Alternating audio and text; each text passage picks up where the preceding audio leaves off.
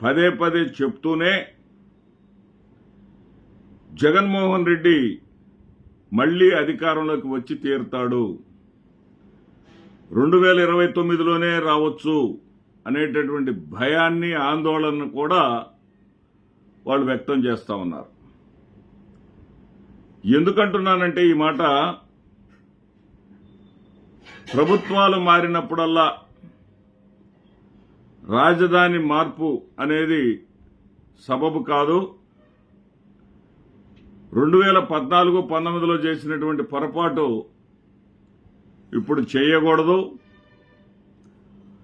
ఏదైతే వైఎస్ఆర్సీపీ ప్రభుత్వానికి 3 రాజధానులు అనే అంశం ఎత్తుకునేటటువంటి అవకాశాన్ని అమరావతికి చట్టభద్రత కల్పించకపోవటం వల్ల, అమరావతిలో సరైన నిర్మాణాలు చేయకపోవటం వల్ల, అమరావతి ఉనికి అనుకున్నంత స్థాయిలో లేకపోవటం వల్ల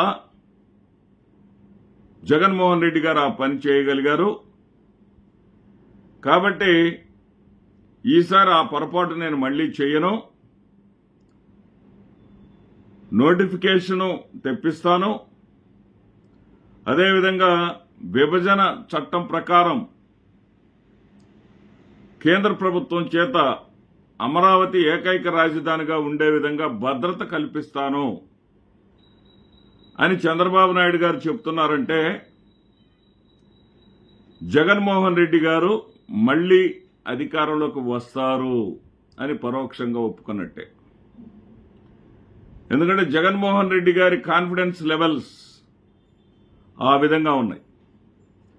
జగన్మోహన్ రెడ్డి గారు తన యొక్క శ్రేణులను, నేతల్ని కలిసిన ప్రతి సందర్భంలో ఆయన చేసేటటువంటి వ్యాఖ్యలు ఏవైతే ఉన్నాయో,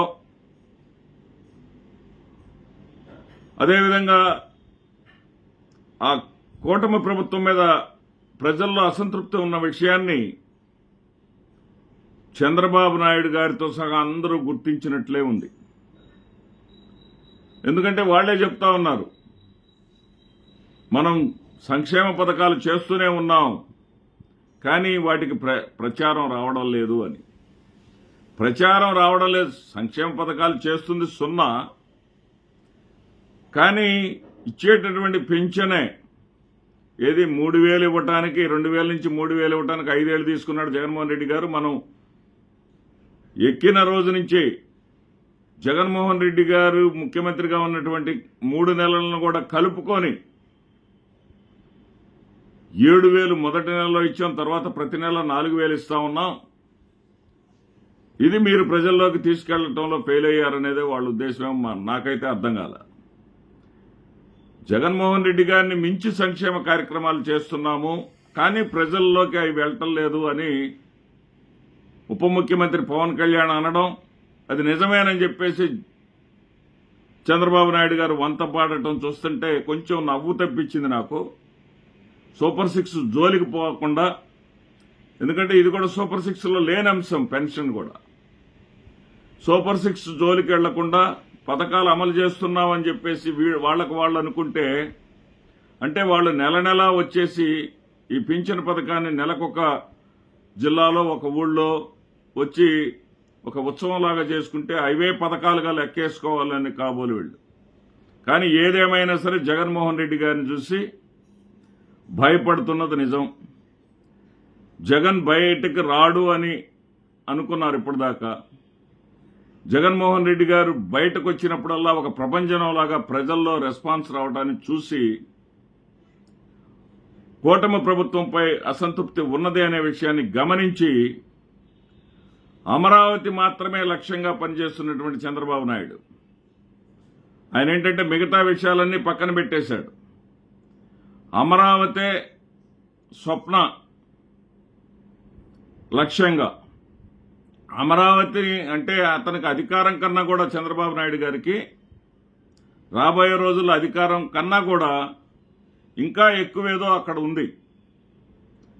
అధికారాన్ని మించిన ఆశ అమరావతి మీద అతనికి ఉంది అనేది ఆయన యొక్క ఈ యొక్క చర్యలు తీసుకోవాల్సిందే, భద్రత కల్పించాల్సిందే.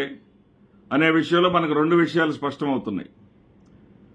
మొట్టమొదటిది ఏంటంటే జగన్మోహన్ రెడ్డిని అధికారంలోకి మళ్ళీ రాకుండా ఆపలేము.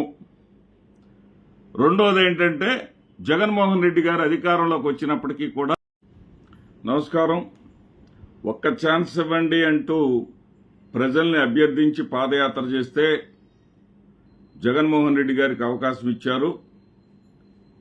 ఇక జగన్మోహన్ రెడ్డి జీవితంలో సీఎం అయ్యే ప్రసక్తే లేదు.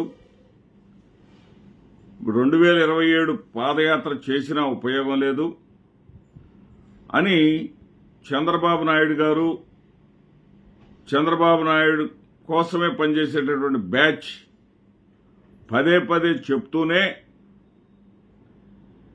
జగన్మోహన్ రెడ్డి మళ్లీ అధికారంలోకి వచ్చి తీరుతాడు, 2029లోనే రావచ్చు అనేటటువంటి భయాన్ని ఆందోళనను కూడా వాళ్ళు వ్యక్తం చేస్తా ఉన్నారు. ఎందుకంటున్నానంటే ఈ మాట ప్రభుత్వాలు మారినప్పుడల్లా రాజధాని మార్పు అనేది సబబు కాదు. 2014-19లో చేసినటువంటి పొరపాటు ఇప్పుడు చేయకూడదు. ఏదైతే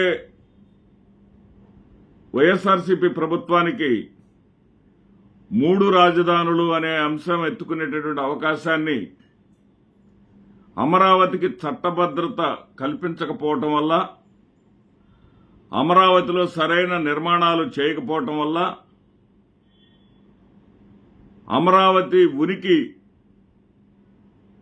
అనుకున్నంత స్థాయిలో లేకపోవటం వల్ల జగన్మోహన్ రెడ్డి గారు ఆ పని చేయగలిగారు. కాబట్టి ఈసారి ఆ పొరపాటు నేను మళ్లీ చేయను. నోటిఫికేషను తెప్పిస్తాను.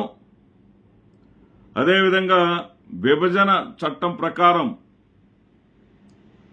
కేంద్ర ప్రభుత్వం చేత అమరావతి ఏకైక రాజధానిగా ఉండే విధంగా భద్రత కల్పిస్తాను అని చంద్రబాబు నాయుడు గారు చెప్తున్నారంటే